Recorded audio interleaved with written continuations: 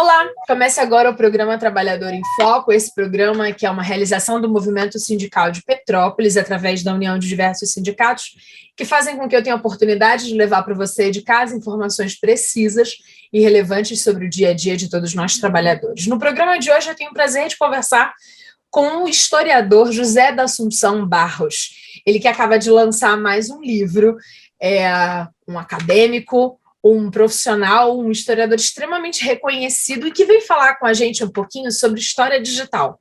Vamos entender um pouquinho desse novo mundo pelo olhar da história. Seja muito bem-vindo, professor, prazer conversar com o senhor. Obrigado, Carla. Eu é que agradeço estar aqui falando com essa entrevista com você e também falando para esse público de trabalhadores, de pessoas que também, de uma certa maneira, fazem a história, né? De uma certa maneira, não. Essencialmente fazem a história. Com certeza. E aí, quando a gente pensa em história, em via de regra, a gente estudou a história lá no colégio, mas, na verdade, não é bem isso, né? A história vai se construindo todos os dias, mas estudar história tem a ver com uma coisa que a gente, na academia, chama de historiografia. Queria que você explicasse esse conceito, porque talvez a gente vá passando por ele nesse nosso bate-papo de hoje. Perfeito. Quando a gente pensa em história como campo de saber, a gente tem que pensar duas coisas ao mesmo tempo, que a palavra história ela é muito usada para a história enquanto campo de acontecimentos, processos históricos que já ocorreram até hoje, desde o primeiro momento em que o primeiro Homo sapiens passou a andar sobre a Terra, e até hoje está se desenvolvendo uma história humana com processos, com acontecimentos diversos. Muitos desses acontecimentos chegaram até nós sabemos da existência dele porque nós temos fontes históricas, vestígios de todos os tipos. Outros não, outros ficaram perdidos no passado. Coisas que aconteceram no passado e que desapareceram, não sabemos que ocorreram, elas aconteceram. Mas muitas coisas que aconteceram, nós sabemos dos eventos, e é em cima disso que se desenvolve uma outra história, que é a história nesse mesmo sentido de historiografia. Porque é muito interessante, e eu começo o outro livro também publicado recentemente, A Historiografia como Fonte Histórica, eu começo explicando que talvez a história seja o único campo de saber onde uma mesma palavra indica o próprio campo de saber e o próprio objeto examinado. Ou seja, existe a história que aconteceu, mas existe também a história que é elaborada pelos historiadores. Ou seja, uma narrativa sobre a história que ocorreu. Uma narrativa e, ao mesmo tempo, uma análise. E esse ponto é particularmente importante. Os historiadores não só contam a história, não só apenas narram os acontecimentos. Eles produzem interpretações sobre esses acontecimentos. Eles analisam os processos históricos de vários tipos. Então, a palavra historiografia, como você perguntou, Carlos, ela rigorosamente ela significa a escrita da história, né? Historiografia. Quando a gente fala na historiografia, a gente está falando, né, na história escrita pelos historiadores. E, nesse sentido, historiografia é sinônimo de história em um dos seus sentidos, né? Porque, como eu disse, a história tem os dois sentidos, o campo de processos e acontecimentos e a escrita sobre esses processos e acontecimentos que chegaram até nós. A escrita, a análise, os relatos, ou seja, tudo aquilo que os seres humanos, principalmente através daqueles que são credenciados para fazer isso, que são os historiadores, mas não apenas eles, porque a gente pode discutir que história também é feita por outras, também é escrita, são produzidos discursos sobre a história por outras pessoas que não necessariamente são historiadores. E aí a gente entra muito nesse mundo nosso Posso atual, dizer, né, que nós, os jornalistas, de alguma forma, também somos fonte histórica para muita coisa, porque muitos historiadores fazem uso de jornais para poder fazer grandes análises de períodos históricos específicos, não é verdade? Sim, é verdade. E o jornal como fonte histórica. O jornal como fonte histórica, inclusive, talvez seja o meu próximo livro, se for aprovado para ser publicado no ano que vem. O jornal como fonte histórica é muito interessante, porque os historiadores, desde o surgimento dos primeiros jornais, e aí é uma longa discussão de quando foi, mas vamos considerar os jornais na sua forma mais impressa, que começa a surgir ali no século XVII, mas sobretudo no século XVIII, século XIX, século XX é o jornal como meio de informação e comunicação de massa, e depois entramos na sociedade digital. Os historiadores estudam jornais de todos esses períodos, tentando compreendê-los. Ou seja, e é interessante observar que os historiadores também estudam os jornais de hoje, porque os historiadores também fazem a história do tempo presente. E os jornais de hoje vão se tornar fontes históricas para historiadores do século XXIII também, do século XXIV e do século XXV. Então, o jornal ele é uma das fontes, entre muitas, porque não há limite para o que pode ser transformado por historiadores em fontes históricas, em termos de registros, resíduos, vestígios, discursos produzidos por seres humanos de uma outra época ou da sua própria época, porque existe também a história do tempo presente. Não há limite para isso, mas para o que pode vir a ser uma fonte histórica. Mas os jornais é um dessas fontes interessantíssimas. E o interessante é que precisa saber como trabalhar com os jornais, como historiadores, porque os jornais eles não são apenas fontes de informação, é com isso que trabalham os historiadores. Eles são também fontes de discursos.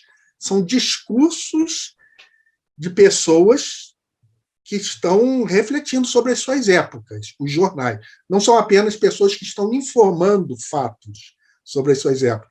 Ou seja, esses discursos, os jornalistas, ou eles elaboram suas próprias interpretações, ou às vezes estão a serviço dos seus editores, do dono do jornal e assim por diante. E quando não estão, involuntariamente, eles estão falando o que a sociedade permite, de alguma maneira, que eles falem por diversas razões. Ou, às vezes, os leitores dos jornais, eles influenciam no jornal, os espectadores, mas, além disso, o próprio jornalista ele é um ser humano inserido numa sociedade e numa história. Portanto, ele também fala coisas possíveis à sua época. E não necessariamente... A partir de seus próprios filtros também, né? A partir de seus próprios filtros, representando pontos de vista diversificados. Você pode ter jornalistas com ponto de vista mais à esquerda, outros com ponto de vista mais à direita. Você pode ter outros que pensam que não estão ancorados em nenhum desses pontos de vista, mas involuntariamente estão, na verdade, porque eles são produtos de um tempo. Eles estão dialogando com tudo que existe na sua época. E qual a função dos historiadores nisso? É analisar, é o que ele faz com qualquer fonte histórica, e o jornal é um exemplo.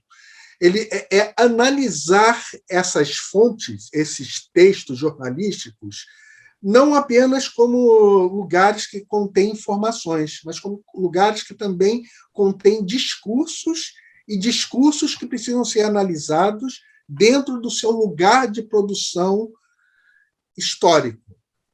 E, aliás, esse é o título de outro livro também saído recentemente, que é A Fonte Histórica e Seu Lugar de Produção. Porque esse é a primeira etapa da metodologia de trabalho do historiador, é compreender que cada fonte histórica ela está dentro de um momento, de um lugar de produção.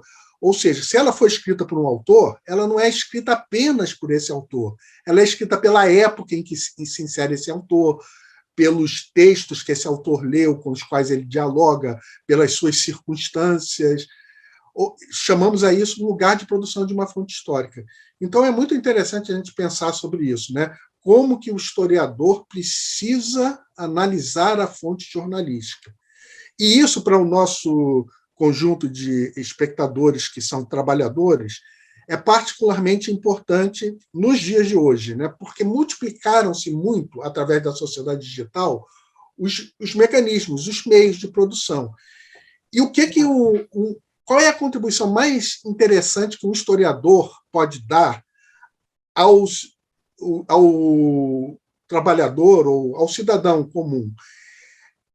Ele, historiador, que ao longo de todos os séculos de seu trabalho, pensando nesse historiador coletivo, aprendeu exatamente a decifrar fontes históricas, a entendê-las como discursos, a compreender os pontos de vista que podem estar por trás daqueles discursos. Ou seja, o historiador aprendeu a ler criticamente as suas fontes, a sua documentação, os jornais, inclusive. Ou seja, existem séculos de aprendizado da historiografia de como fazer, através de metodologias diversas, de percepções e de conscientização, séculos de trabalho de crítica sobre fontes. Né? E o que a gente está assistindo hoje com o advento da sociedade digital? Os meios digitais, eles se multiplicaram muito, né? Os veículos, e eles, vamos dizer assim, eles são empunhados por pessoas de todos os tipos, né? Então tem as mídias tradicionais, mas também tem uma característica da nossa época que qualquer um pode ser um produtor de conteúdo, a princípio, né? Na internet. Então multiplicaram-se muito os veículos, os jornais, em todos os sentidos que a gente possa atribuir essa palavra. E as pessoas precisam, mais do que nunca, nos dias de hoje, começar a aprender a entender esses discursos não como verdades. Eles podem conter informações, mas eles não são só isso. É isso que o historiador sempre fez, né? Compreender qualquer discurso que venha até nós do passado, não como uma verdade, mas como algo que precisa ser decifrado, desvendado nos seus lugares de produção, nas suas ideologias, nos seus pontos de vista. Essa capacidade crítica, eu postulo no livro A Historiografia como Fonte Histórica, que ela é a principal contribuição que o historiador poderia dar ao cidadão que deve consumir história, porque ele precisa ensinar esse cidadão a ter essa capacidade crítica quando vê um programa de televisão ou de uma mídia tradicional, ou quando recebe uma informação numa rede social, ou quando recebe uma notícia do WhatsApp. Ou seja, ele precisa entender. Então, vamos pensar que o jornal das mídias tradicionais, ele não transmite apenas informação. O jornal da mídia tradicional, ele transmite uma visão ligada, por vezes, a uma ideologia, ligada a certos interesses econômicos, políticos. E nós precisamos decifrar isso como cidadãos. Ou seja, o historiador pode contribuir com isso, com a sua capacidade crítica, desenvolvendo através de séculos de historiografia, para municiar esse cidadão dessa capacidade crítica. Porque nós assistimos, nos tempos recentes, né, verdadeiras manipulações, desinformações, informações seletivas, né? Tudo isso vai ocorrendo. E se ampliou muito com a sociedade digital. E a classe trabalhadora precisa exatamente ter essa capacidade de não assistir um programa de televisão e acreditar naquilo. Se está na televisão, é porque aconteceu. Não. Se está na televisão, tudo bem. A televisão, o jornal televisivo vai se basear em coisas que aconteceram, mas vai agregar a isso um discurso. Vai selecionar outras coisas para não serem ditas e vai selecionar algumas para serem ditas.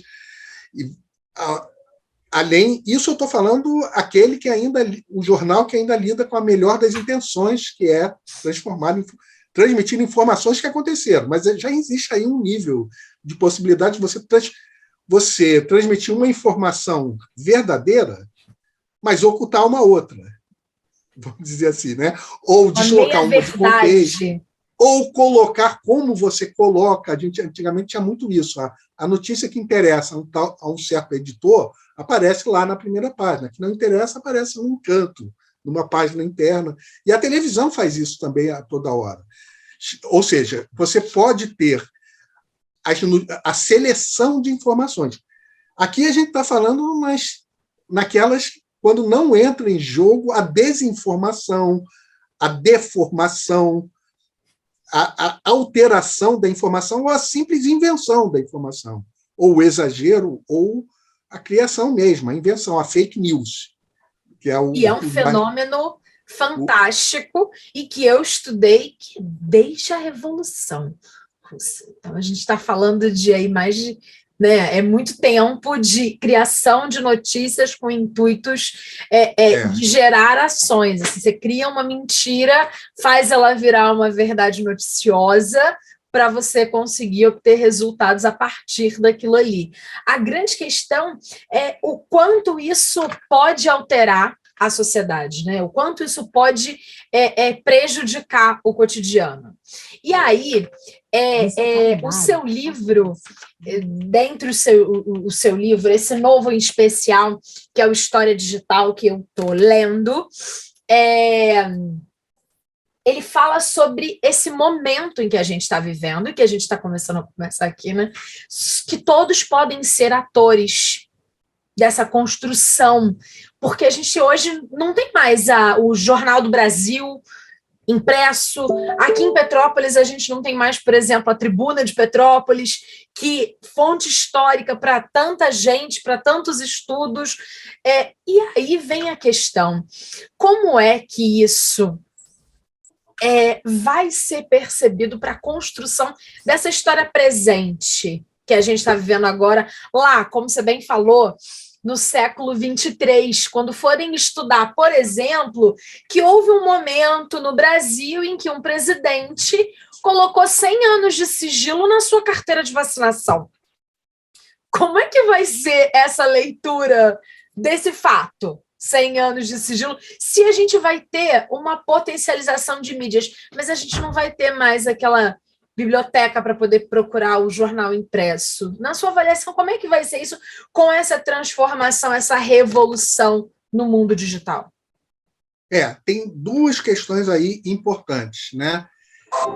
Bom, primeiro, as fontes históricas que eu vinha comentando, e que até um certo momento da historiografia elas foram muito predominantemente fontes impressas, mas que a partir do século XX começam a se multiplicar, as imagens tornam-se fontes, os sons, as músicas, a cultura material. Os historiadores vão ampliando cada vez mais o seu leque do que pode ser considerado fonte histórica. E, finalmente, adentramos a sociedade digital a partir de meados dos anos 90, onde surge um novo tipo de fonte histórica, que são aquelas fontes produzidas no ambiente da internet. Elas são fontes históricas, do mesmo porte e com a mesma necessidade de serem analisadas que tem as fontes impressas, que tem as imagens, que tem os sons, que tem aquelas fontes que existem de alguma maneira em algum suporte material, seja o suporte impresso de um livro ou de um jornal, seja o suporte de um CD que contenha uma determinada música ou um quadro que tenha uma determinada imagem. Ou seja, tem essas fontes que têm esses suportes, mas agora nós temos essas que estão no ambiente virtual. Elas vão ser, e já estão sendo, e vão ser cada vez mais utilizadas pelos historiadores. Então, eu imagino aqui, no século 23, 24, 25, séculos posteriores, os historiadores estarão também examinando essas fontes que têm um suporte, que eu comentei aqui, os nossos impressos, os livros, os jornais, os nossos CDs, LPs, os nossos quadros, tudo isso vai continuar sendo analisado por esses historiadores do futuro, da mesma maneira que nós, historiadores de hoje, analisamos os tabletes de argila da antiga Suméria, a primeira civilização que desenvolveu uma escrita, ou as paredes de uma pirâmide. Nós vamos lá, examinamos isso, tudo, mas examinamos também os meios de transmissão do nosso tempo. O historiador, no futuro, ele vai ter esse trabalho, aliás, esse é o trabalho crescente, cada vez maior dos historiadores, porque a história vai acontecendo e vai gerando mais fontes históricas. A própria vida comum vai gerando fontes históricas. Um historiador, no futuro, ele vai ter essas fontes com as quais nós lidamos nos seus suportes tradicionais, e vai ter essas fontes que começaram a ser geradas a partir da Revolução Digital nos anos 1990 do século passado. E ele vai ter que percorrer esse labirinto de textos, de discursos, de informações, e isso que é importante a gente pensar, para os historiadores, o documento falso, o documento que fala mentiras, ele também é fonte histórica, que precisa ser analisada. Ele não é desprezado, não. Porque o fato dele ser, aquele documento ser uma falsidade, ser um documento falso, leva o historiador a perguntar, mas por que esse documento foi falsificado? Que interesses estão por trás disso? Como ele foi falsificado? O que a maneira segundo a qual ele foi falsificado, os modos de falsificar, revelam sobre as pessoas que produziram essa falsificação e sobre a sociedade que está em torno dessa pessoa. Então, os historiadores já fazem. Consumia esta fake news. Exatamente. Então, os historiadores dos próximos séculos, eles vão ter que examinar essas fake news que estão sendo produzidas hoje, essas falsificações, essas deformações. Por quê? Porque eles vão fazer o que todos os historiadores sempre fizeram. Eles vão entender que as fontes históricas não são apenas fontes de informação, são fontes de discurso que, como tal, revelam o que são as pessoas que produziram esses discursos e a sociedade que os envolve, e as pressões que eles têm, e os públicos que recebem essas notícias. Então, vamos pensar assim nas fake news. As fake news são produzidas para atingir determinadas finalidades, elas são produzidas, no fato de serem fake news, elas revelam coisas, como você estava comentando comigo, o racismo estrutural, por exemplo, ou o sexismo estrutural, né? A gente também pode pensar. Eles estão ali, eles existem. Quando você analisa uma fake news, vem junto algo da pessoa que produziu aquela fake news. Vem o racismo estrutural, vem o sexismo estrutural, vem o elitismo, vem diversas coisas, vem juntos. E também vem junto a possibilidade do historiador que está diante daquele fake news, dele pensar a pessoa que está sendo visada por aquela fake news. Porque todo discurso, ele parte de alguém, de um lugar de produção desse discurso, mas ele visa um receptor. E essas duas metades existem. Então, uma fake news ela não é feita por acaso, ela é produzida por alguém que quer transmitir uma notícia falsa, mas não é só isso. Ele quer transmitir uma notícia falsa para aquele que pode ser manipulado por essa notícia falsa. Perfeito. E visando, e habilmente visando. Então, às vezes, você explora uma fake news, aquele que produz a fake news explora, vamos dizer, ele pode explorar o preconceito da pessoa que vai receber a fake news, ou o seu sexismo, ou o seu elitismo, ou, ao contrário, a sua resistência contra o elitismo. Essas fake news elas são muito bem pensadas, algumas delas. Muitas são produzidas simplesmente absurdas, né? Mas outras são bem pensadas e até existem algoritmos que identificam um perfil e sabem que fake news enviar para quem, para que grupos. Então, aquilo que a gente está falando sobre um historiador no futuro, examinando a nossa época, ele vai ter, ao examinar os nossos sites que vão estar no ar, ou talvez tenham desaparecido, mas talvez sejam acessíveis através de uma deep web, ou por outros mecanismos, né? Aí, às vezes, de maneira enviesada, talvez tenham sido registrados também. O historiador vai ter que lidar com muitas maneiras de chegar até isso que é produzido na nossa época. Mas ele vai ter, esse historiador vai conseguir, através de uma fake news, ele consegue refletir um pouco sobre a pessoa que fez a fake news, sobre a pessoa a quem se dirigia aquela fake news, sobre os modos como essa fake news é produzida visando um determinado grupo e uma outra visando um outro grupo, sobre o nosso vocabulário, sobre o vocabulário de quem produziu, de quem escreveu o texto, e sobre o vocabulário de quem vai recebê-lo.